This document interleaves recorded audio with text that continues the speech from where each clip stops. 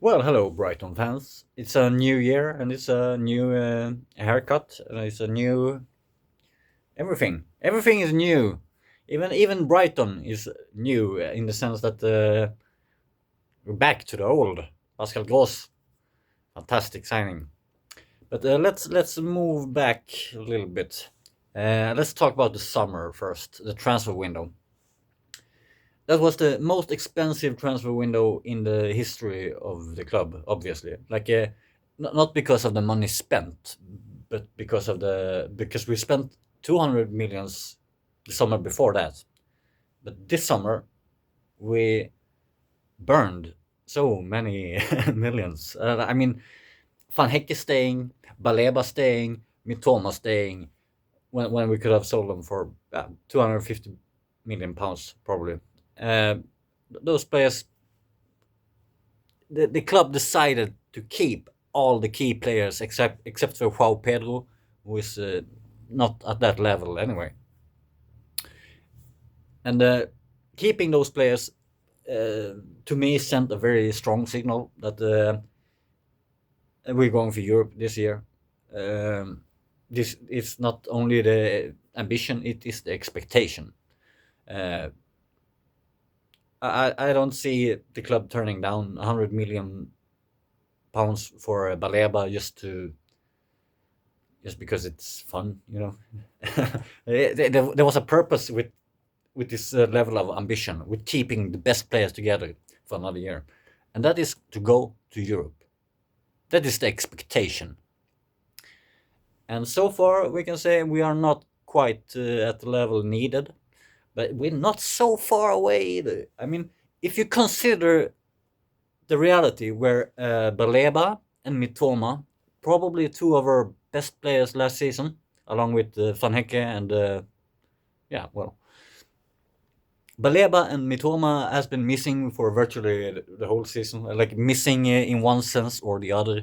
Baleba is a shadow of his former self. Hopefully, he can come back and while Mitoma has been injured, and otherwise, yeah, but he's going to be fine. He always comes back equally strong, so it will be fine. But with those two players basically missing, we have still produced almost the same results, uh, which is impressive. That tells me that like overall the team has taken steps forward. We are not equally reliant on the key players anymore. So that's I think we see progress, and if we can get Baleba going, if we can get Gross going, and if we can get Mitoma to be fit for the rest of the season, then it's fucking wonderful. Then we should have a great chance of getting to Europe. We were a bit lucky and unlucky last season. Like no, all of the teams in the top seven got 65 points or more, which is the first time in Premier League history.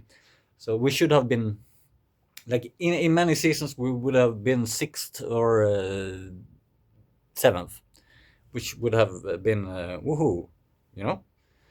But it was still great.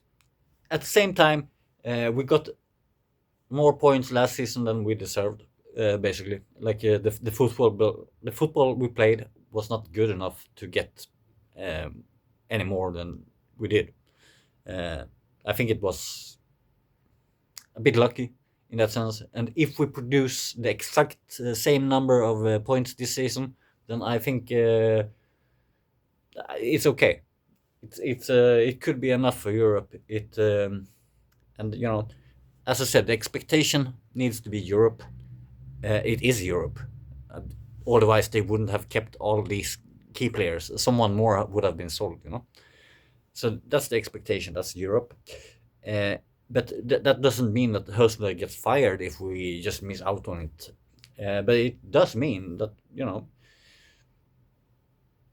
if we don't reach Europe this season, we need to do it the next season, or there will be a change of direction to some extent. Bringing in new manager, Graham Potter. You know, so that will. I think things have advanced like a little bit more rapid than I thought. I thought this would also be a maybe challenge for Europe season, but Tony Bloom and the transfer decisions made by the club clearly shows that we want Europe this season. That's what we're able to get, so we should get it. Um, and that's now I'm going to break for a second. I'm going to think about what I'm going to talk about. Oh yeah, Mats Wieffer. People don't like him playing right back, and they are wrong. Uh, Wieffer has in his 18 or 19 games in the position right since the beginning of the spring or the middle of the spring. He has played maybe 20 games as right back, and we have fantastic results from those games. Like we take more than 2.5 points per game with him as right back. Um, yeah, you have to check out that number, but it's good numbers, And he has produced more assists in this season than Joel Veltman has as right back in his entire Brighton career. Uh, we get an entirely different attacking dimension with Wieffer as at right back, and he is also not when he plays as a central midfielder, his untidy touch keeps puts the team in so much trouble, and like when the goalkeeper plays it to you, you receive it, and oh shit, you get like a half a meter away from you, then you fucked. Someone is going to take the ball in the most dangerous zone in football, and they're going to score goals most of the times. You can't lose the ball in defensive midfield. But as a right back, if he gets the ball from Verbruggen and he fails to receive it properly, then either you lose it to a winger who is out on the wing and cannot score from there, or you also, as happens a lot to Mats, is that the ball simply goes over the sideline.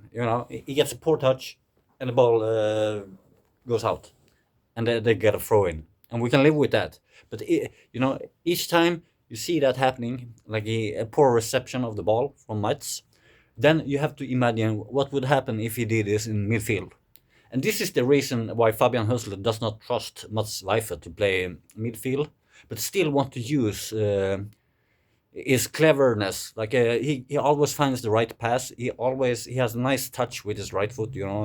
Playing not the first touch, but the passing touch is it's beautiful. He make measured passes, and yeah, it's great in that sense. So we got different creative dimension when he is playing. And then of course there are games and situations where Joel Veltman will be better, simply. But I don't think we are ever going to see Mats Wieffer playing regularly as a midfielder again, not in the Premier League.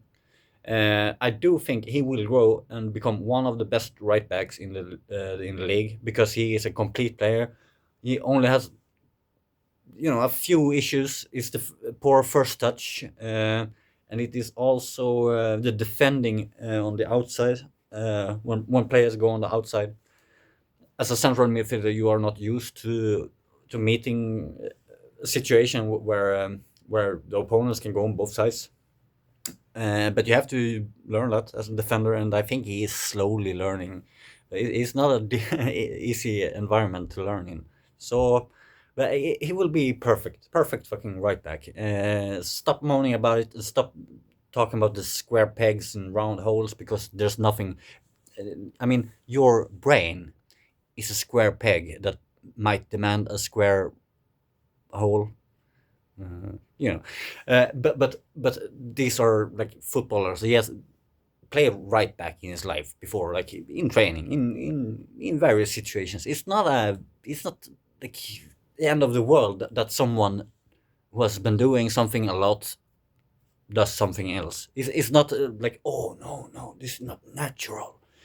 This is just how life is. Things happen, you adapt, and it works out.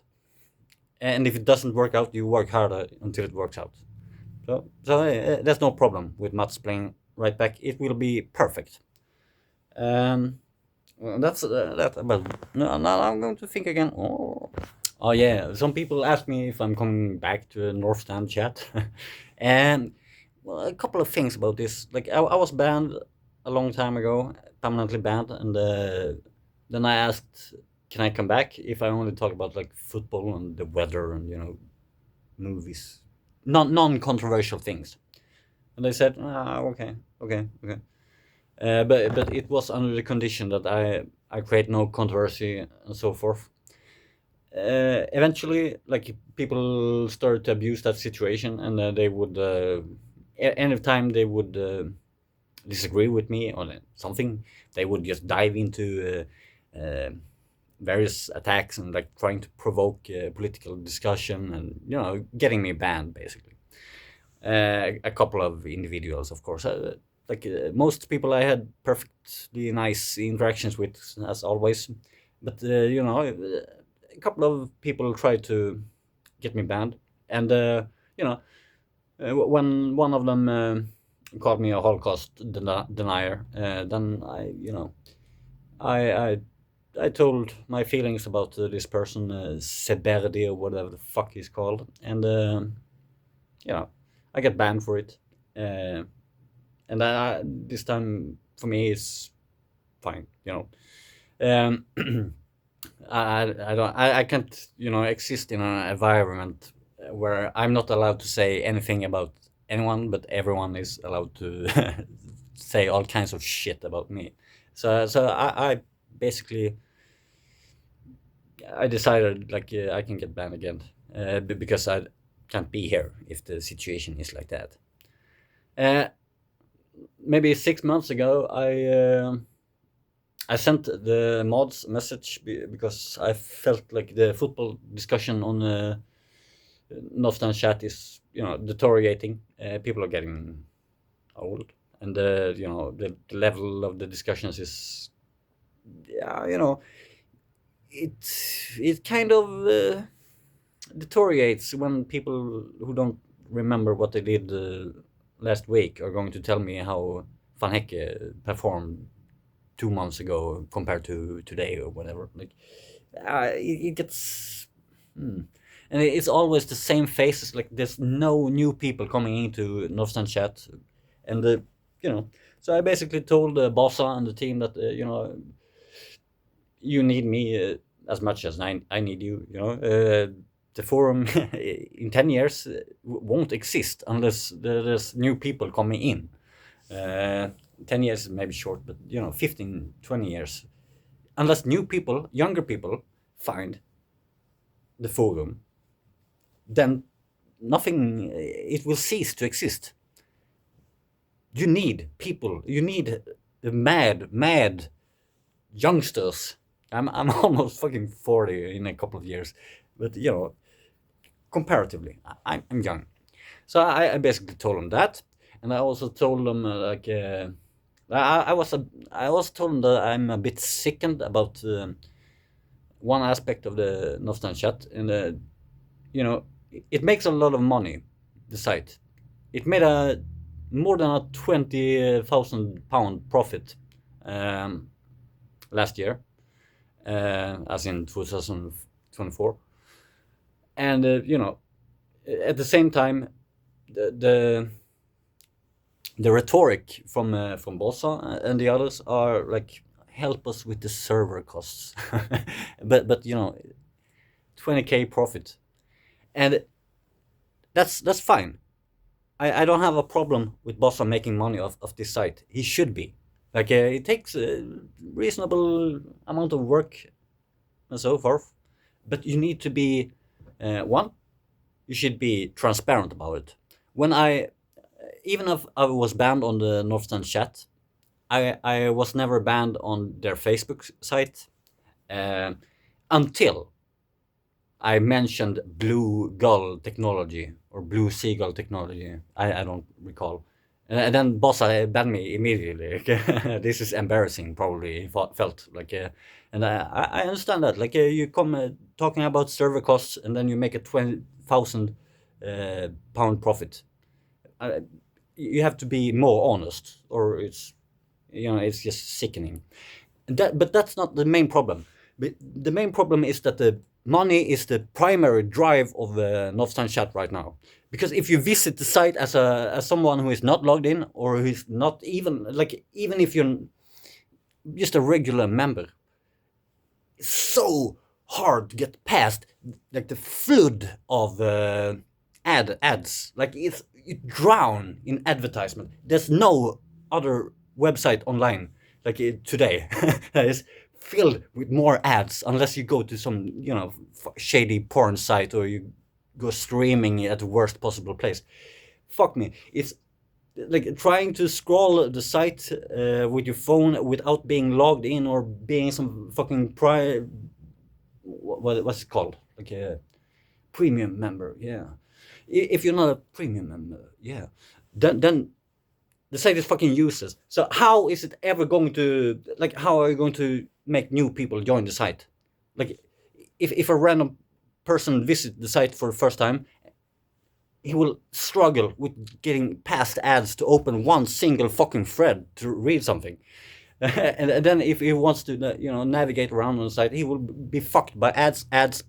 So clearly, like, Bossa's primary purpose with the site right now is to milk the dying population. Like I think it's frustrating, because these kind of community sites, you have to bring in, keep them vital, keep them growing, keep them fresh. And the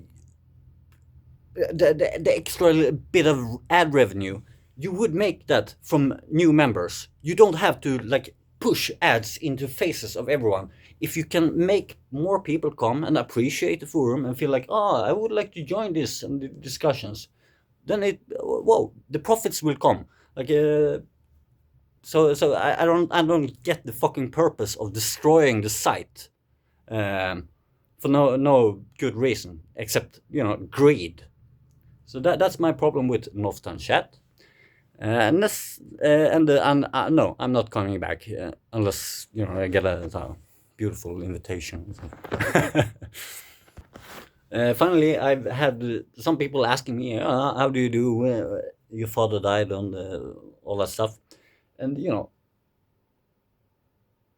it's been maybe the most difficult year in my life, and it's still not entirely finished, the whole thing. Like, I still haven't got any money from the apartment sale, and I still don't know if I will get any. And it's been death, and it's been so much bureaucracy. I mean, I barely had time to like mourn his death, because I've always been like, every day I've been fucking stressed out about emptying apartments and filling out blank papers, and you might think that like British bureaucracy is heavy, but come here and taste the Swedish bureaucracy, and you will see suffering. So yeah, I hope that like in a month or something, I can just sit back, not be stressed out, and just But yeah, overall it's been fine. I always I'm like a cockroach when it comes to the psychological stuff.